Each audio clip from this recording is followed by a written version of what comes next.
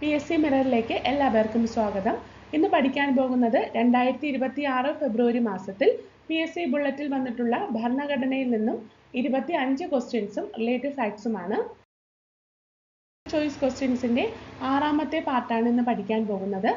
5 പാർട്ടും കാണാത്തവർ കാണുക, പ്ലേലിസ്റ്റിൽ ഉൾപ്പെടുത്തിയിട്ടുണ്ട്.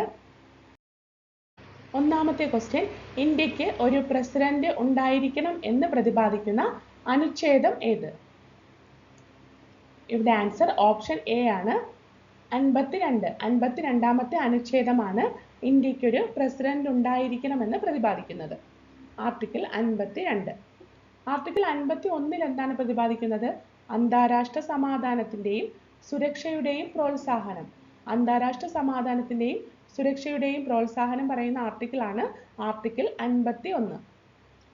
ആർട്ടിക്കിൾ 53 യൂണിയന്റെ എക്സിക്യൂട്ടീവ് അധികാരം ഔപചാരികമായി പ്രസിഡന്റിൽ നിക്ഷിപ്തമാണ് എന്ന് പ്രതിപാദിക്കുന്ന ആർട്ടിക്കിളാണ് ആർട്ടിക്കിൾ 53. യൂണിയന്റെ എക്സിക്യൂട്ടീവ് അധികാരം ഔപചാരികമായി പ്രസിഡന്റിൽ നിക്ഷിപ്തമാണ്. ആർട്ടിക്കിൾ 54 എന്താണ് പ്രതിപാദിക്കുന്നത്? ഇന്ത്യൻ രാഷ്ട്രപതിയുടെ തിരഞ്ഞെടുപ്പ് പ്രക്രിയയാണ് നിർവചിക്കുന്നത്. ഇന്ത്യൻ രാഷ്ട്രപതിയുടെ തിരഞ്ഞെടുപ്പ് പ്രക്രിയ നിർവചിക്കുന്ന ആർട്ടിക്കിളാണ് ആർട്ടിക്കിൾ 54. രണ്ടാമത്തെ ക്വസ്റ്റ്യൻ, സ്ഥിര കാര്യനിർവഹണ വിഭാഗത്തിൽ ഉൾപ്പെടുന്നതാര്? ആൻസർ ഓപ്ഷൻ ബി, ഉദ്യോഗസ്ഥ വൃന്ദം. സ്ഥിര കാര്യനിർവഹണ വിഭാഗത്തിൽ ഉൾപ്പെടുന്നത് ആരാണ്? ഉദ്യോഗസ്ഥ വൃന്ദമാണ്. SCRT പോയിന്റ്സ് നോക്കാം. സ്ഥിരകാര്യ നിർവഹണ വിഭാഗം അഥവാ പെർമനന്റ് എക്സിക്യൂട്ടീവ് ഗവൺമെന്റിന്റെ ദൈനംദിന പ്രവർത്തനങ്ങൾ നിറവേറ്റുന്നതും ബജറ്റ് ഉൾപ്പെടെയുള്ള ബില്ലുകൾ രൂപീകരിക്കുന്നതിൽ രാഷ്ട്രീയകാര്യ നിർവഹണ വിഭാഗത്തെ സഹായിക്കുന്നതും ബ്യൂറോക്രസി എന്നറിയപ്പെടുന്ന ഉദ്യോഗസ്ഥ വൃന്ദമാണ്. യോഗ്യതയുടെ അടിസ്ഥാനത്തിൽ മത്സര പരീക്ഷകളിലൂടെ തിരഞ്ഞെടുക്കപ്പെടുകയും പരിശീലനം ലഭിക്കുകയും ചെയ്യുന്ന വൈദഗ്ധ്യമുള്ളവരും നിപുണരുമായ വിഭാഗമാണിവർ. നിശ്ചിത റിട്ടയർമെന്റ് പ്രായം വരെ കാലാവധി ഉള്ളവരാകയാലാണ് ഇവരെ സ്ഥിരകാര്യ നിർവഹണ വിഭാഗം എന്ന് വിളിക്കുന്നത്. സ്ഥിരകാര്യ നിർവഹണ വിഭാഗം എന്നറിയപ്പെടുന്നത് ആരാണ്? ഉദ്യോഗസ്ഥ വൃന്ദമാണ് സ്ഥിരകാര്യ നിർവഹണ വിഭാഗം എന്നും അറിയപ്പെടുന്നത്. മൂന്നാമത്തെ ക്വസ്റ്റ്യൻ, താഴെ പറയുന്നവയിൽ ആർട്ടിക്കിൾ 38 ഉൾപ്പെടുന്നവ ഏവ? ആൻസർ ഓപ്ഷൻ ഡി, മുകളിൽ പറഞ്ഞവയെല്ലാം. ഏതൊക്കെയാണ്? ജനക്ഷേമം, അസമത്വം ഇല്ലാതാക്കൽ, സാമൂഹിക നീതി. ആർട്ടിക്കിൾ 38 എന്തൊക്കെയാണ് പറയുന്നത്? സംസ്ഥാന നയത്തിന്റെ നിർദ്ദേശക തത്വങ്ങൾക്ക് കീഴിൽ സാമൂഹിക, സാമ്പത്തിക, രാഷ്ട്രീയ നീതിയെ അടിസ്ഥാനമാക്കിയുള്ള ഒരു സാമൂഹിക ക്രമം ഉറപ്പാക്കിക്കൊണ്ട് ജനങ്ങളുടെ ക്ഷേമം പ്രോത്സാഹിപ്പിക്കാൻ സംസ്ഥാനത്തോട് ആവശ്യപ്പെടുന്ന ആർട്ടിക്കിളാണ് ആർട്ടിക്കിൾ 38. ഓർത്തു വയ്ക്കണം. ആർട്ടിക്കിൾ 38 ഏതൊക്കെയാണ് ഉൾപ്പെടുന്നത്? ജനക്ഷേമം, അസമത്വം ഇല്ലാതാക്കൽ, സാമൂഹിക നീതി. സംസ്ഥാന നയത്തിന്റെ നിർദ്ദേശക തത്വങ്ങൾക്ക് കീഴിൽ സാമൂഹിക, സാമ്പത്തിക, രാഷ്ട്രീയ നീതിയെ അടിസ്ഥാനമാക്കിയുള്ള ഒരു സാമൂഹിക ക്രമം ഉറപ്പാക്കിക്കൊണ്ട് ജനങ്ങളുടെ ക്ഷേമം പ്രോത്സാഹിപ്പിക്കാൻ സംസ്ഥാനത്തോട് ആവശ്യപ്പെടുന്ന ആർട്ടിക്കിളാണ് ആർട്ടിക്കിൾ 38. വ്യക്തികൾക്കും ഗ്രൂപ്പുകൾക്കും ഇടയിലുള്ള വരുമാന അസമത്വങ്ങൾ കുറയ്ക്കുന്നതിനും പദവി, സൗകര്യങ്ങൾ, അവസരങ്ങൾ എന്നിവയിലെ അസമത്വങ്ങൾ ഇല്ലാതാക്കുന്നതിനും ഇത് സംസ്ഥാനത്തോട് ആവശ്യപ്പെടുന്നു. അപ്പോൾ വ്യക്തികൾക്കും ഗ്രൂപ്പുകൾക്കും ഇടയിലുള്ള വരുമാന അസമത്വങ്ങൾ കുറയ്ക്കുന്നതിനും പദവി, സൗകര്യങ്ങൾ, അവസരങ്ങൾ എന്നിവയിലെ അസമത്വങ്ങൾ ഇല്ലാതാക്കുന്നതിനും ആർട്ടിക്കിൾ 38 സംസ്ഥാനത്തോട് ആവശ്യപ്പെടുന്നു. നാലാമത്തെ ക്വസ്റ്റ്യൻ, സീനിയർ സിറ്റിസൺ ആക്ടുമായി ബന്ധപ്പെട്ട് താഴെ തന്നിരിക്കുന്നവയിൽ ചേരുംപടി ചേർക്കുക. ഇതിന്റെ ആൻസർ നമുക്ക് സീനിയർ സിറ്റിസൺ ആക്ട് നോക്കിയതിന് ശേഷം ആൻസർ ചെയ്യാം. Senior citizen act 2007. വർഷം ഓർത്തു വയ്ക്കണം. Senior citizen act 2007. അപ്പോൾ സീനിയർ സിറ്റിസൺ ആക്ട് ആർക്കൊക്കെയാണ് ബാധകമായിട്ടുള്ളത്? 60 വയസ്സോ അതിൽ കൂടുതൽ പ്രായമുള്ള ഇന്ത്യയിലെ പൗരന്മാർക്കാണ് ഇത് ബാധകമായിട്ടുള്ളത്. വയസ്സ് ഓർത്തു വയ്ക്കണം. 60 വയസ്സോ അതിൽ കൂടുതലോ പ്രായമുള്ള ഇന്ത്യയിലെ പൗരന്മാർക്കാണ് ബാധകമായിട്ടുള്ളത്. 2007 മാതാപിതാക്കളുടെയും മുതിർന്ന പൗരന്മാരുടെയും പരിപാലനക്ഷേമ നിയമത്തിലെ സെക്ഷൻ 2A പ്രകാരം കുട്ടികൾ എന്നാൽ എന്താണ്? പ്രായപൂർത്തിയാകാത്തവരെ ഒഴികെ ആൺമക്കൾ, പെൺമക്കൾ, പേരക്കുട്ടികൾ എന്നിവർ ഉൾപ്പെടുന്നു. സെക്ഷൻ 2A കുട്ടികളാണ് പറയുന്നത്. ഓർത്തു വയ്ക്കണം. പ്രായപൂർത്തിയാകാത്തവരെ ഒഴികെ ആൺമക്കൾ, പെൺമക്കൾ, പേരക്കുട്ടികൾ എന്നിവരാണ് ഉൾപ്പെടുന്നത്. സെക്ഷൻ 2D-യിൽ രക്ഷിതാവിനെ കുറിച്ചാണ് നിർവചിക്കുന്നത്. അച്ഛനെയോ അമ്മയെയോ ജീവശാസ്ത്രപരമായ ദത്തെടുക്കുന്ന അല്ലെങ്കിൽ രണ്ടാനച്ഛൻ എന്ന് നിർവചിക്കുന്നു. ഇപ്പോൾ 2D-യിൽ രക്ഷിതാവിനെ കുറിച്ചാണ് പറയുന്നത്. സെക്ഷൻ 2G-യിൽ ബന്ധുവിനെ കുറിച്ച് പ്രതിപാദിക്കുന്നു. കുട്ടികളില്ലാത്ത മുതിർന്ന പൗരന്മാരുടെ, അതായത് പ്രായപൂർത്തിയാകാത്തവർ ഒഴികെ സ്വത്ത് കൈവശം വച്ചിരിക്കുന്നതോ അനന്തരാവകാശമായി ലഭിക്കുന്നതോ ആയ നിയമപരമായ അവകാശികളെയാണ് സെക്ഷൻ 2G-യിൽ നിർവചിക്കുന്നത്. സെക്ഷൻ 2K-യിലാണ് ക്ഷേമം വരുന്നത്. ഓർത്തു വയ്ക്കണം, 2K ക്ഷേമം. ഭക്ഷണം, ആരോഗ്യം, സൗകര്യങ്ങൾ എന്നിവ നൽകുന്നത് ഇതിൽ ഉൾപ്പെടുന്നത്. അപ്പോൾ 2K-യിൽ എന്തൊക്കെയാണ് ഉൾപ്പെടുന്നത്? ക്ഷേമമാണ് 2K-യിൽ വരുന്നത്. ഭക്ഷണം, ആരോഗ്യ സംരക്ഷണം, സൗകര്യങ്ങൾ എന്നിവ നൽകുന്നതാണ് ക്ഷേമം എന്ന വിഭാഗത്തിൽ ഉൾപ്പെടുന്നത്. 4-ാമത്തെ ക്വസ്റ്റ്യൻ്റെ ആൻസർ നോക്കാം. സീനിയർ സിറ്റിസൺ ആക്ടുമായി ബന്ധപ്പെട്ട് താഴെ തന്നിരിക്കുന്നവയിൽ ചേരുംപടി ചേർക്കുക. അപ്പോൾ ഇവിടെ ക്ഷേമം എന്നത് നമ്മൾ പഠിച്ചിട്ടുണ്ടായിരുന്നു. 2K ആണ് ക്ഷേമം. ബന്ധു ഏതാണ്? ബന്ധു 2G-യിലാണ് വരുന്നത്. രക്ഷിതാവ് വരുന്നത് 2D-യിലാണ് രക്ഷിതാവ് വരുന്നത്. കുട്ടികൾ 2A-യിലാണ് കുട്ടികളെ നിർവചിച്ചിരിക്കുന്നത്. ഇവിടെ ആൻസർ ഓപ്ഷൻ എ ആണ്. 5-ാമത്തെ ക്വസ്റ്റ്യൻ, പോക്സോ നിയമം കൈകാര്യം ചെയ്യുന്ന ഉദ്യോഗസ്ഥൻ അറിയപ്പെടുന്നത് എങ്ങനെ? Answer option B, child welfare police officer. POCSO നിയമം കൈകാര്യം ചെയ്യുന്ന ഉദ്യോഗസ്ഥൻ അറിയപ്പെടുന്നത് എങ്ങനെയാണ്? Child welfare police officer. POCSO full form എന്താണ്? The protection of childrens from sexual offences act. POCSO act എന്ന് പറയുന്നത് the protection of childrens from sexual offences act. വർഷം 2012 ആണ്. ഓർത്തു വയ്ക്കണം, വർഷം 2012 ആണ്.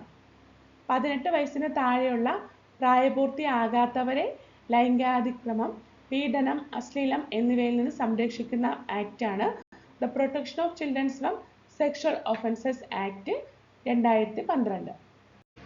6-ാമത്തെ ക്വസ്റ്റ്യൻ, അറ്റോർണി ജനറലിൻ്റെ കാലാവധി. അറ്റോർണി ജനറലിൻ്റെ കാലാവധി.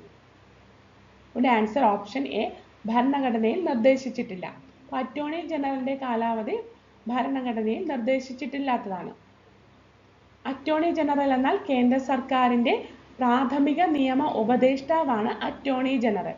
കേന്ദ്ര സർക്കാരിൻ്റെ പ്രാഥമിക നിയമ ഉപദേഷ്ടാവാണ് അറ്റോർണി ജനറൽ. ആർട്ടിക്കിൾ 76 പ്രകാരം ഏറ്റവും ഉയർന്ന നിയമ ഉദ്യോഗസ്ഥനായിട്ടാണ് പ്രവർത്തിക്കുന്നത്. ആർട്ടിക്കിൾ 76 ആണ്. അറ്റോർണി ജനറൽ ആർട്ടിക്കിൾ 76 ആണ്. ഓർത്തു വയ്ക്കണം. നിയമനം എങ്ങനെയാണ്?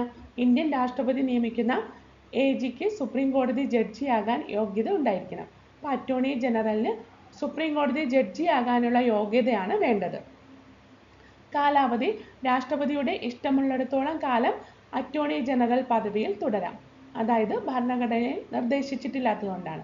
അറ്റോർണി ജനറലിൻ്റെ ആർട്ടിക്കിൾ ഏതാണ്? 76 ആണ്.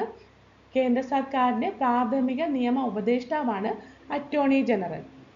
ഇപ്പോഴത്തെ അറ്റോർണി ജനറൽ ആരാണ്? ആർ വെങ്കിട്ടരമണിയാണ് ഇപ്പോഴത്തെ അറ്റോർണി ജനറൽ.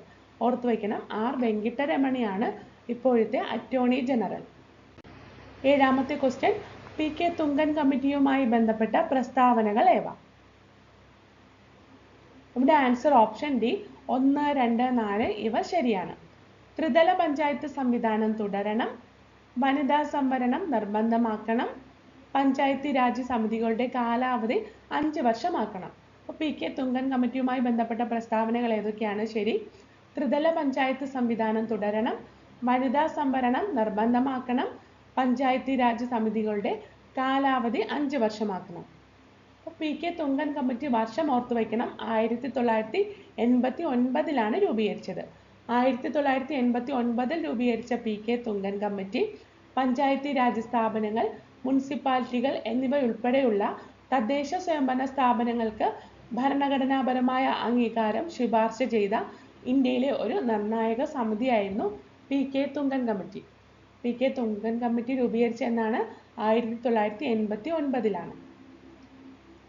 അടിസ്ഥാന ജനാധിപത്യത്തെ ശക്തിപ്പെടുത്തുക എന്ന ലക്ഷ്യത്തോടെയുള്ള 73, 74 ഭരണഘടനാ ഭേദഗതി നിയമങ്ങൾ രൂപപ്പെടുന്നതിൽ ഇത് നിർണായക പങ്ക് വഹിച്ചു. അടിസ്ഥാന ജനാധിപത്യത്തെ ശക്തിപ്പെടുത്തുക എന്ന ലക്ഷ്യത്തോടെയുള്ള 73, 74 ഭരണഘടനാ ഭേദഗതി നിയമങ്ങൾ രൂപപ്പെടുന്നതിൽ ഇത് നിർണായക പങ്ക് വഹിച്ചത് PK തുങ്കൻ കമ്മിറ്റിയുമായി ബന്ധപ്പെട്ടാണ്. 8ാമത്തെ ക്വസ്റ്റ്യൻ നോക്കാം. ലോകത്ത് ആദ്യമായി ഉപഭോക്തൃ സംവരണം എന്ന വിഷയത്തെക്കുറിച്ച് പരാമർശിച്ച അമേരിക്കൻ പ്രസിഡന്റ് ആര്? Answer option B John F Kennedy. ലോകത്ത് ആദ്യമായി ഉപഭോക്തൃ സംവരണം എന്ന വിഷയത്തെക്കുറിച്ച് പരാമർശിച്ച അമേരിക്കൻ പ്രസിഡന്റ് ആരാണ്? ജോൺ എഫ് കെന്നഡിയാണ്. 9ാമത്തെ ക്വസ്റ്റ്യൻ. സോളിസിറ്റർ ജനറലിന്റെ ഓഫീസിന്റെ ഭരണഘടനാപരമായ അടിസ്ഥാനം എന്താണ്? ഇവിടെ ആൻസർ ഓപ്ഷൻ എ ഭരണഘടനയിൽ നേരിട്ട് പരാമർശിച്ചിട്ടില്ല. അപ്പോൾ സോളിസിറ്റർ ജനറൽ രാജ്യത്തെ 2ാമത്തെ ഉയർന്ന നിയമ ഓഫീസറാണ്. സോളിസിറ്റർ ജനറലാണ് രാജ്യത്തെ 2ാമത്തെ ഉയർന്ന നിയമ ഓഫീസർ. കേന്ദ്ര സർക്കാരിന്റെ ദ്വിതീയ നിയമ ഉപദേഷ്ടാവായി പ്രവർത്തിക്കുകയും അറ്റോർണി ജനറലിനെ സഹായിക്കുകയും ചെയ്യുക എന്നതാണ് സോളിസിറ്റർ ജനറലിന്റെ ഡ്യൂട്ടി. 1987 ലോ ഓഫീസർമാരുടെ ചട്ടങ്ങൾ പ്രകാരമാണ് ഈ തസ്തിക സ്ഥാപിതമായത്. ഇപ്പോഴത്തെ സോളിസിറ്റർ ജനറൽ ആരാണ്? തുഷാർ മേത്തയാണ് ഇന്ത്യയുടെ ഇപ്പോഴത്തെ സോളിസിറ്റർ ജനറൽ. കാലാവധി 3 വർഷമാണ്. സോളിസിറ്റർ ജനറലിന്റെ കാലാവധി എത്ര വർഷമാണ്? 3 വർഷമാണ്. 10ാമത്തെ ക്വസ്റ്റ്യൻ. താഴെ പറയുന്നവയിൽ തെറ്റായ പ്രസ്താവന ഏത്? ഇവിടെ ആൻസർ ഓപ്ഷൻ സി 2ഉം 3ഉമാണ് തെറ്റായിട്ടുള്ളത്.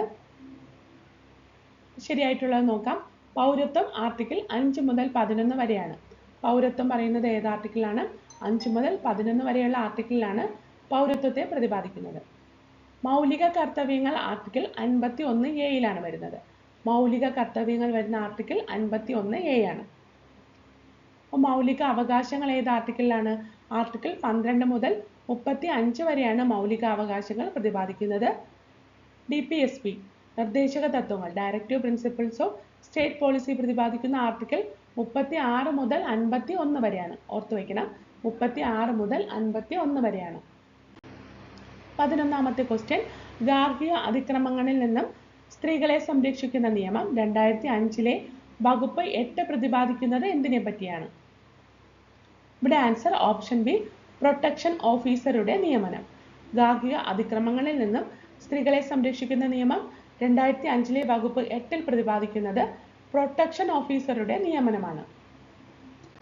നിയമത്തിലെ പ്രധാന വകുപ്പുകളും വ്യവസ്ഥകളും നോക്കാം. സെക്ഷൻ 2A നിർവചിക്കുന്നത് എന്താണ്? പീഡിത വ്യക്തിയെക്കുറിച്ച് പറയുന്ന സെക്ഷനാണ് 2A. ഓർത്തു വയ്ക്കണം, സെക്ഷൻ 2A പീഡിത വ്യക്തിയെക്കുറിച്ചാണ് നിർവചിക്കുന്നത്. പീഡിത വ്യക്തി എന്നാൽ ഭാര്യമാർ, ലിവ്-ഇൻ പങ്കാളികൾ, സഹോദരിമാർ, വിധവകൾ, അമ്മമാർ എന്നിവരുൾപ്പെടെ സംരക്ഷണത്തിന് അർഹതയുള്ള സ്ത്രീയെയാണ് നിർവചിക്കുന്നത്. സെക്ഷൻ 2A പീഡിത വ്യക്തി. ഇനി സെക്ഷൻ 3 നിർവചിക്കുന്നത് ഗാർഹിക പീഡനത്തിന്റെ നിർവചനമാണ്. സെക്ഷൻ 3 നിർവചിക്കുന്നത്. സെക്ഷൻ 3 ഗാർഹിക പീഡനത്തിന്റെ നിർവചനം ശാരീരിക, ലൈംഗിക, വാക്കാലുള്ള, വൈകാരിക, സാമ്പത്തിക ദുരുപയോഗം എന്നിവ ഉൾപ്പെടുന്നതായി അക്രമത്തെ വിശാലമായി നിർവചിക്കുന്നു. ഇനി സെക്ഷൻ 8 പ്രൊട്ടക്ഷൻ ഓഫീസർമാരെ കുറിച്ച് പറയുന്ന ആർട്ടിക്കിളാണ് സെക്ഷൻ 8. സെക്ഷൻ 8 പ്രൊട്ടക്ഷൻ ഓഫീസർമാരെ പറയുന്നതാണ് സെക്ഷൻ 8. ഇരയെ സഹായിക്കാൻ ഓരോ ജില്ലയിലും ഉദ്യോഗസ്ഥരെ നിയമിക്കുക. അപ്പോൾ സെക്ഷൻ 8 എന്താണ് പറയുന്നത്?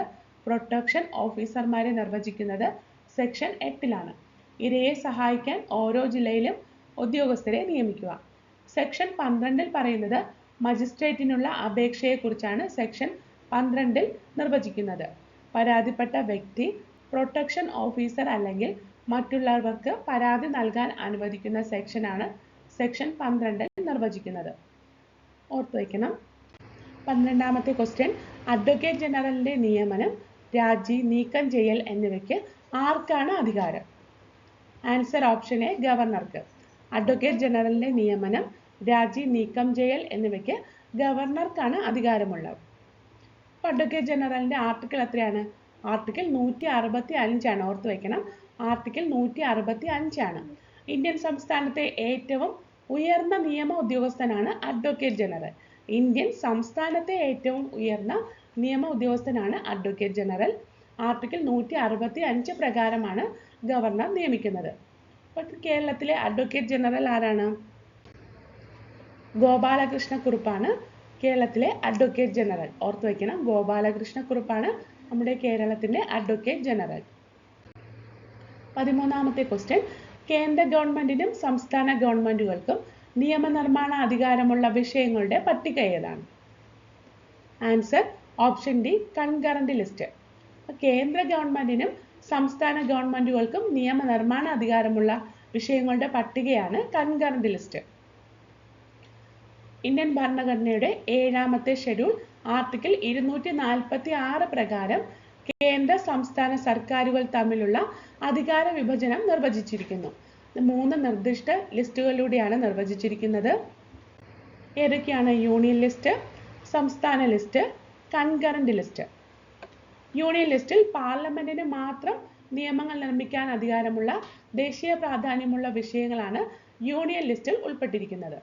സംസ്ഥാന ലിസ്റ്റിലാണെങ്കിലോ സംസ്ഥാന നിയമസഭകൾക്ക് പൊതുവെ നിയമങ്ങൾ നിർമ്മിക്കാനുള്ള പ്രത്യേക അധികാരമുള്ള പ്രാദേശിക അല്ലെങ്കിൽ പ്രാദേശിക പ്രാധാന്യമുള്ള വിഷയങ്ങൾ ഇതിൽ ഉൾപ്പെടുന്നു. കൺകറന്റ് ലിസ്റ്റിൽ വിദ്യാഭ്യാസം, വനങ്ങൾ, ട്രേഡ് യൂണിയനുകൾ, വിവാഹം, വിവാഹമോചനം, ക്രിമിനൽ നിയമം ഇവയൊക്കെ കൺകറന്റ് ലിസ്റ്റിലാണ് വരുന്നത്. 14ാമത്തെ ക്വസ്റ്റ്യൻ, പ്രസിഡന്റ് സ്ഥാനത്തേക്ക് മത്സരിക്കാനുള്ള യോഗ്യത എന്ത്? ആൻസർ ഓപ്ഷൻ സി, 35 വയസ്സും ഇന്ത്യൻ പൗരനുമായിരിക്കണം.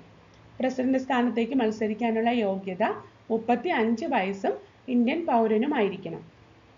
ആർട്ടിക്കിൾ 58 രാഷ്ട്രപതി സ്ഥാനത്തേക്ക് തിരഞ്ഞെടുക്കപ്പെടുന്നതിനുള്ള യോഗ്യതകളെ കുറിച്ചാണ് പറയുന്നത്. ആർട്ടിക്കിൾ 58ലാണ് രാഷ്ട്രപതി സ്ഥാനത്തേക്ക് തിരഞ്ഞെടുക്കപ്പെടുന്നതിനുള്ള യോഗ്യതകളെ കുറിച്ച് പറയുന്നത്. 15ാമത്തെ ക്വസ്റ്റ്യൻ, രാഷ്ട്രപതി, ഉപരാഷ്ട്രപതി, പ്രധാനമന്ത്രി എന്നിവർ ഉൾപ്പെടുന്നത്? ആൻസർ ഓപ്ഷൻ ഡി, കാര്യനിർവഹണ വിഭാഗത്തിൽ.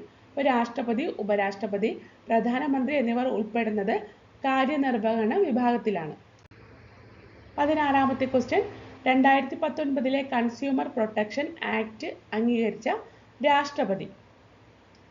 Answer option A, Ramnath Kovind. 2019 consumer protection act അംഗീകരിച്ച രാഷ്ട്രപതി ആരാണ്? രാംനാഥ് കോവിന്ദ് ആണ്. ഇ കൊമേഴ്സ് ഉൾപ്പെടെയുള്ള ഇന്ത്യയുടെ വികസിച്ചുകൊണ്ടിരിക്കുന്ന വിപണിയിൽ ഉപഭോക്തൃ അവകാശങ്ങൾ ശക്തിപ്പെടുത്തുന്നതിനായി 1986 നിയമത്തിന് പകരമായി 2019 ഉപഭോക്തൃ സംരക്ഷണ നിയമം 2020 ജൂലൈ 20 മുതലാണ് പ്രാബല്യത്തിൽ വന്നത്. ഓർത്തു വയ്ക്കണം ഡേറ്റുകൾ. 2020 ജൂലൈ 20 മുതലാണ് പ്രാബല്യത്തിൽ വന്നത്. 17ാമത്തെ question, protection of childrens from sexual offences act നിലവിൽ വന്നതെന്ന്? Answer option B, 2012 November 14. Protection of childrens from sexual offences act നിലവിൽ വന്നത് 2012 നവംബർ 14 ഡേറ്റ് ഓർത്തു വയ്ക്കണം. 2012 ലൈംഗിക കുറ്റകൃത്യങ്ങളിൽ നിന്നുള്ള കുട്ടികളുടെ സംരക്ഷണം നിയമം 18 വയസ്സിന് താഴെയുള്ള പ്രായപൂർത്തിയാകാത്തവരെ ലൈംഗിക പീഡനം, ഉപദ്രവം, അശ്ലീല സാഹിത്യം എന്നിവയിൽ നിന്ന് സംരക്ഷിക്കുന്നതിനായി രൂപകൽപ്പന ചെയ്ത ലിംഗഭേദമില്ലാത്ത ഒരു ഇന്ത്യൻ നിയമമാണ്. 18ാമത്തെ ക്വസ്റ്റ്യൻ, ആദ്യ EMS മന്ത്രിസഭയിലെ മന്ത്രിമാരുടെ എണ്ണം? Answer option C, 11. ആദ്യ EMS മന്ത്രിസഭയിലെ മന്ത്രിമാരുടെ എണ്ണം എത്രയാണ്? 11 മന്ത്രിമാരാണ്. കേരളത്തിലെ ആദ്യത്തെ മന്ത്രിസഭ രൂപീകൃതമായത് 1956 നവംബർ 1. ഇന്ത്യയിലെ ലോകത്തും ജനാധിപത്യപരമായി തിരഞ്ഞെടുക്കപ്പെട്ട ആദ്യത്തെ കമ്മ്യൂണിസ്റ്റ് സർക്കാരായിരുന്നു 1956 നവംബർ 1 നിലവിൽ വന്നത്. മുഖ്യമന്ത്രി ആരായിരുന്നു? EMS നമ്പൂതിരിപ്പാടായിരുന്നു. ധനകാര്യ വിഭാഗം സി അച്യുതമേനോൻ. ഭൂനികുതി എക്സൈസ് KR ഗൗരിയമ്മ. തൊഴിൽ ഗതാഗതം TV തോമസ്. വിദ്യാഭ്യാസം സഹകരണം ജോസഫ് മുണ്ടശ്ശേരി. നിയമം ജലസേചനം വൈദ്യുതി BR കൃഷ്ണയ്യർ. തദ്ദേശ സ്വയംഭരണ സ്ഥാപനം PK ചാത്തൻ മാസ്റ്റർ. വ്യവസായങ്ങൾ KP ഗോപാലൻ. പൊതുമരാമത്ത് TA മജീദ്. ഭക്ഷണവും വനങ്ങളും KC ജോർജ്. ആരോഗ്യം AR മേനോൻ. 19ാമത്തെ ക്വസ്റ്റ്യൻ, അറ്റോർണി ജനറലിനെ കുറിച്ച് പ്രതിപാദിക്കുന്ന അനുച്ഛേദം ഏത്? Answer option D, 76. അറ്റോർണി ജനറലിനെ കുറിച്ച് പ്രതിപാദിക്കുന്ന അനുച്ഛേദം ഏതാണ്? 76. ഇപ്പോഴത്തെ അറ്റോർണി ജനറൽ ആരാണ്? 16ാമത്തെ അറ്റോർണി ജനറൽ ആണ് R വെങ്കട്ടരമണി. R വെങ്കട്ടരമണിയാണ് ഇപ്പോഴത്തെ അറ്റോർണി ജനറൽ. 20ാമത്തെ ക്വസ്റ്റ്യൻ, വിവരങ്ങൾ ജനാധിപത്യത്തിലെ നാണയങ്ങളാണ്. ഇത് ആരുടെ വാക്കുകളാണ്? വിവരങ്ങൾ ജനാധിപത്യത്തിലെ നാണയങ്ങളാണ്. ആരുടെ വാക്കുകളാണ്? ഇവിടെ ആൻസർ ഓപ്ഷൻ എ തോമസ് ജെഫേഴ്സന്റെ വാക്കുകളാണ്. വിവരങ്ങൾ ജനാധിപത്യത്തിലെ നാണയങ്ങളാണെന്ന് ആരുടെ വാക്കുകളാണ്? Thomas Jefferson. Thomas Jefferson American ഐക്യനാടുകളുടെ മൂന്നാമത്തെ രാഷ്ട്രപതിയായിരുന്നു. മൂന്നാമത്തെ പ്രസിഡന്റ് ആയിരുന്നു. അമേരിക്കൻ ഐക്യനാടുകളുടെ മൂന്നാമത്തെ പ്രസിഡന്റ് ആരായിരുന്നു? തോമസ് ജെഫേഴ്സൺ ആയിരുന്നു. 21ാമത്തെ ക്വസ്റ്റ്യൻ, ഇന്ത്യൻ ഫോറിൻ സർവീസ് താഴെ പറയുന്നവയിൽ ഏതിൽ ഉൾപ്പെടുന്നു? Answer option C central service. Indian foreign service ഏതിലാണ് വരുന്നത്? IFS. സെൻട്രൽ സർവീസിലാണ് ഇന്ത്യൻ ഫോറിൻ സർവീസ് വരുന്നത്. 22ാമത്തെ ക്വസ്റ്റ്യൻ, ഒരു രാഷ്ട്രത്തിനുണ്ടായിരിക്കേണ്ട അടിസ്ഥാന ഘടകങ്ങൾ ഏവ? Answer option B 1, 2, 3, 4. ജനങ്ങൾ, ഗവൺമെന്റ്, ഭൂപ്രദേശം, പരമാധികാരം എന്നിവ ഒരു രാഷ്ട്രത്തിനുണ്ടായിരിക്കേണ്ട അടിസ്ഥാന ഘടകങ്ങളാണ്. ജനങ്ങൾ, ഗവൺമെന്റ്, ഭൂപ്രദേശം, പരമാധികാരം. 23ാമത്തെ ക്വസ്റ്റ്യൻ, ഇന്ത്യയിൽ പോലീസ് സർവീസ് ആരംഭിച്ചത് ആര്? ആൻസർ ഓപ്ഷൻ ഡി കോൺവാലിസ് പ്രഭു. ഇന്ത്യയിൽ പോലീസ് സർവീസ് ആരംഭിച്ചത് കോൺവാലിസ് പ്രഭു ആണ്. Father of the modern police system എന്നറിയപ്പെടുന്നത് കോൺവാലിസ് പ്രഭുവിനെയാണ്. 24ാമത്തെ ക്വസ്റ്റ്യൻ, മുഖ്യമന്ത്രിയെയും മറ്റു മന്ത്രിമാരെയും നിയമിക്കുന്നത് ഗവർണറാണ് എന്ന് പ്രതിപാദിക്കുന്ന ആർട്ടിക്കിൾ ഏത്? Answer option C 164. മുഖ്യമന്ത്രിയെയും മറ്റു മന്ത്രിമാരെയും നിയമിക്കുന്നത് ഗവർണറാണ് എന്ന് പ്രതിപാദിക്കുന്ന ആർട്ടിക്കിളാണ് ആർട്ടിക്കിൾ 164. ഇന്ത്യൻ ഭരണഘടനയുടെ ആർട്ടിക്കിൾ 164 ഒരു സംസ്ഥാനത്തെ മന്ത്രിമാരുടെ നിയമനവും സേവന വ്യവസ്ഥകളും നിയന്ത്രിക്കുന്നു. ഗവർണറുടെ ഇഷ്ടപ്രകാരം പദവി വഹിക്കുന്ന മുഖ്യമന്ത്രിയെയും മുഖ്യമന്ത്രിയുടെ ഉപദേശപ്രകാരം മറ്റു മന്ത്രിമാരെയും ഗവർണർ നിയമിക്കണമെന്ന് ഇത് വ്യവസ്ഥ ചെയ്യുന്നു. 25ാമത്തെ ക്വസ്റ്റ്യൻ, കേരളത്തിലെ ആദ്യ നിയമസഭ നിലവിൽ വന്നപ്പോഴും പിരിച്ചുവിട്ടപ്പോഴുമുള്ള ഗവർണർ ആരാണ്? Answer option B Ramakrishna Rao. ആദ്യ ഗവർണർ ആയിരുന്നത് ബി ബർഗുല രാമകൃഷ്ണ റാവു. BR റാവു ആണ് ആദ്യത്തെ ഗവർണർ. ആക്ടിംഗ് ഗവർണർ ആരായിരുന്നു? PS റാവു ആണ്. ആദ്യത്തെ ആക്ടിംഗ് ഗവർണർ PS റാവു ആണ്. രണ്ടാമത്തെ ഗവർണറാണ് VV ഗിരി. VV ഗിരി രണ്ടാമത്തെ ഗവർണറാണ്. വി വിശ്വനാഥൻ 1967 നിയമിതനായ സംസ്ഥാന ഗവർണറായി സേവനമനുഷ്ഠിക്കുന്ന ആദ്യത്തെ മലയാളിയാണ് വി വിശ്വനാഥൻ. NN വാഞ്ചു കേരളത്തിലെയും മധ്യപ്രദേശിലെയും ഗവർണറായിരുന്നു. NN വാഞ്ചു കേരളത്തിലെയും മധ്യപ്രദേശിലെയും ഗവർണറായിരുന്നു NN വാഞ്ചു. ഇപ്പോഴത്തെ കേരള ഗവർണർ ആരാണ്? ശ്രീ രാജേന്ദ്ര വിശ്വനാഥ് അർലേക്കർ ആണ് ഇപ്പോഴത്തെ കേരള ഗവർണർ. PSC ബുള്ളറ്റിൽ വന്നിട്ടുള്ള ഭരണഘടനയുമായി ബന്ധപ്പെട്ട മൾട്ടിപ്പിൾ ചോയ്സ് ക്വസ്റ്റ്യൻസിന്റെ കഴിഞ്ഞ 5 ക്ലാസ്സുകളിലായി ചെയ്തിട്ടുണ്ട്. PSC പരീക്ഷകൾക്ക് ചോദിക്കാൻ സാധ്യതയുള്ള ഭരണഘടനയുടെ ക്വസ്റ്റ്യൻസ് ആണ്. കാണുവാൻ ശ്രമിക്കുക. ഈ വീഡിയോ നിങ്ങൾക്ക് ഉപകാരപ്രദമായെങ്കിൽ ലൈക്ക് ചെയ്യുക, ഷെയർ ചെയ്യുക, ചാനൽ സബ്സ്ക്രൈബ് ചെയ്യുക. അടുത്ത വീഡിയോയുമായി കാണാം. Thank you.